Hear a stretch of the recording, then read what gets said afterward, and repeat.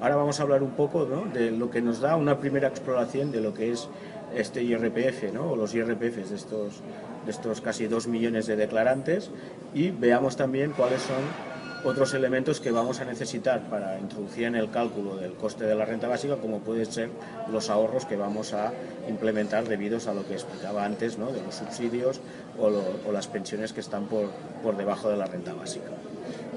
Bien, ¿qué es lo que podemos ver analizando las declaraciones de renta?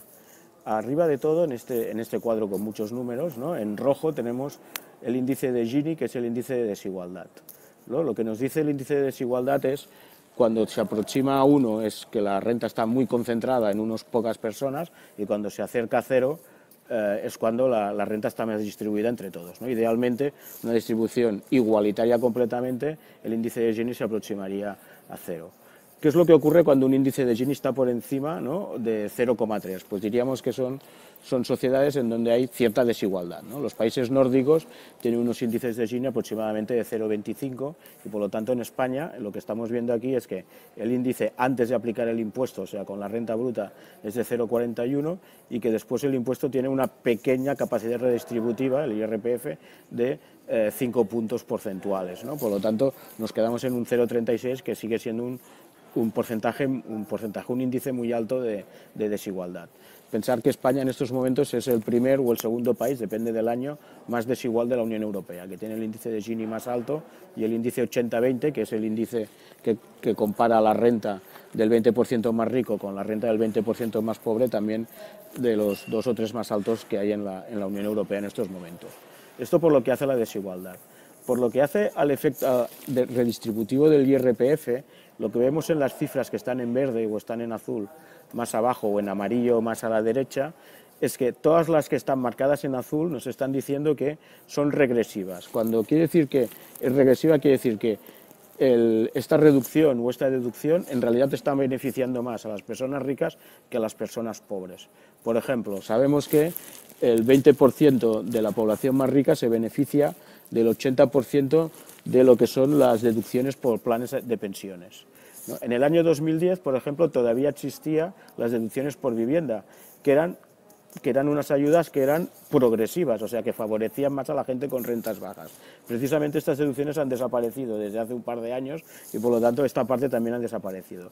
Y aquí lo que vemos, ¿no?, mirando solo los colores, es que más la mitad aproximadamente de todas las deducciones y reducciones favorecen más a los ricos que no a los pobres, y por lo tanto, en lugar de ser redistributivas, lo que son antirredistributivas, o sea, no favorecen que pase, ¿no?, la riqueza de ricos a pobres, ¿no? Por lo tanto, tenemos una reducción de la desigualdad a través del IRPF muy baja, ¿no? No llega ni al 5% del total de reducción desde que tienes la renta bruta hasta que tienes la renta una vez pagado el impuesto del IRPF.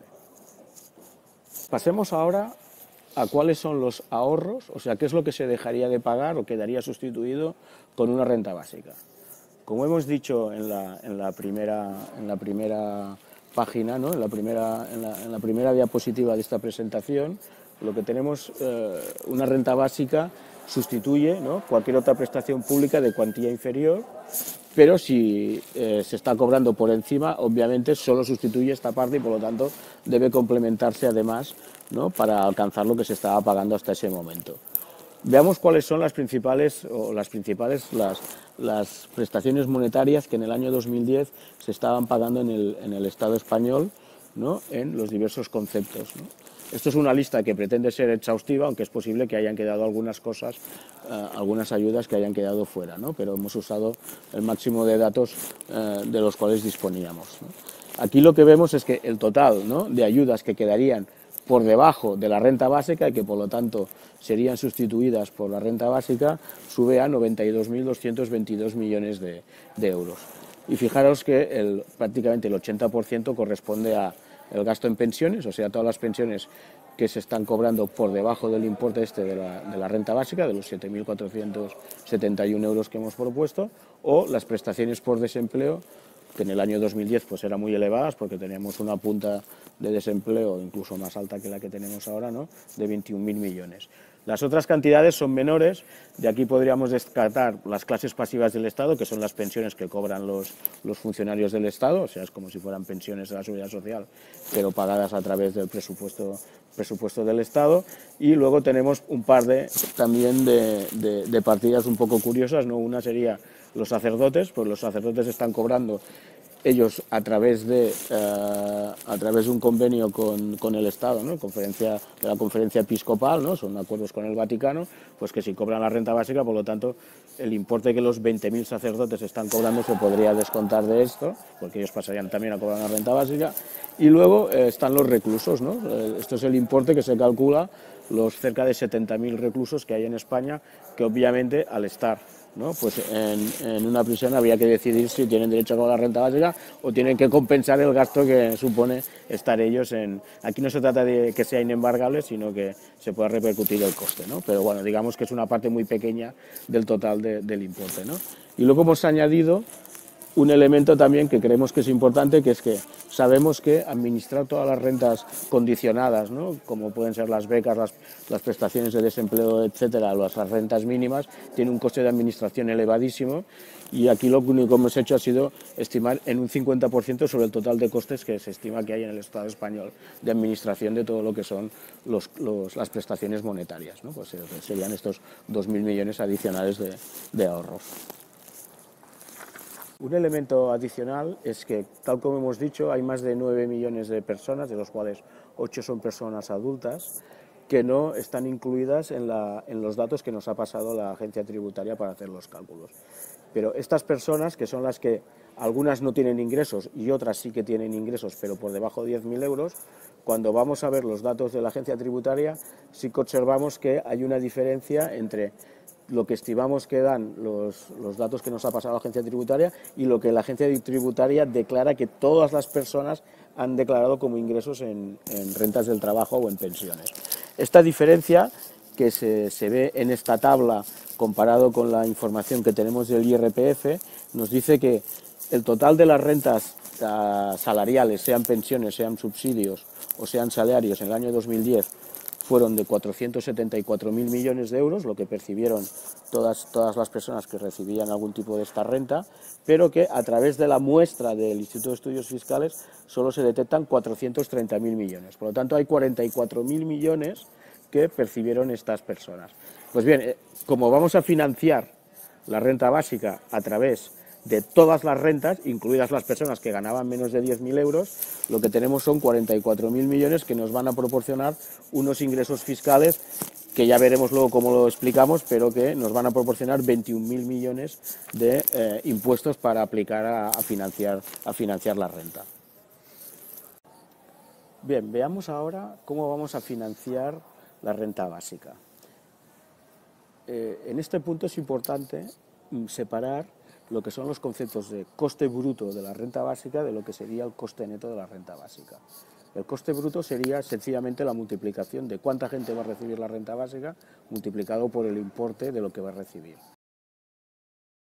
¿no? De que la renta básica en España costaría 250.000 millones, 300.000 millones de euros, ¿no?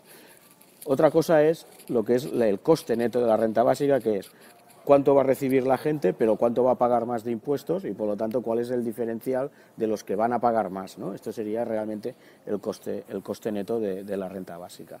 Bien, para ello vamos a hacerlo en dos partes. La primera parte es, vamos a calcular lo que nos cuesta financiar la renta básica a la gente que ha quedado fuera de los datos que nos pasa el Instituto de Estudios Fiscales de Declaraciones de Renta.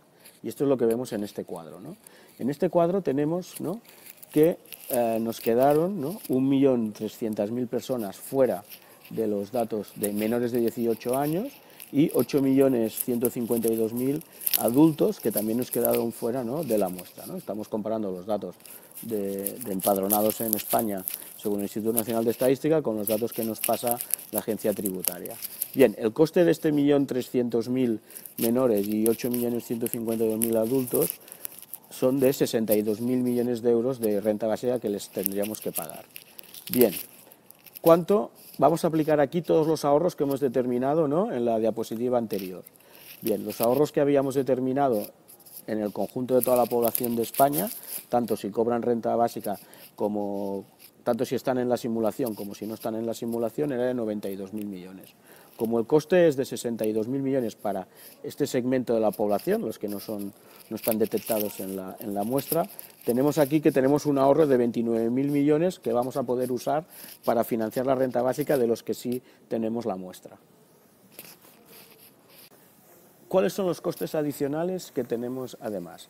Pues tenemos que financiar, obviamente, pues la renta básica para todos los contribuyentes que tenemos detectados en la muestra. En este caso son 6,5 millones de menores de 18 años y 27.700.000 adultos, ¿no? Con un coste total de 217.000 millones. Pero tal como hemos dicho también al principio, la renta básica no puede suponer detraer ningún tipo de ingreso por IRPF. Por lo tanto, tenemos que mantener que al coste de la renta básica hay que añadir lo que ya estábamos recaudando por IRPF. Pues bien, en el año 2010, la recaudación por IRPF en las comunidades de régimen fiscal común, ¿no?, todas excepto Euskadi y Navarra, fue de 67.807 millones. Por lo tanto, el total que tenemos que poner para financiar la renta básica, ¿no?, serían también estos 285.000 millones, ¿no?, que es la suma de lo que tenemos que poner de renta básica más los 67.000 millones de IRPF que tenemos que mantener. Bien, hemos visto muchos miles de millones de euros. Veamos ahora, ¿no?, cómo podría ser un ejercicio simple de simulación de cómo se podría pagar la renta básica, contando los ahorros que tenemos y contando pues un cambio profundo en el actual sistema de cálculo del IRPF.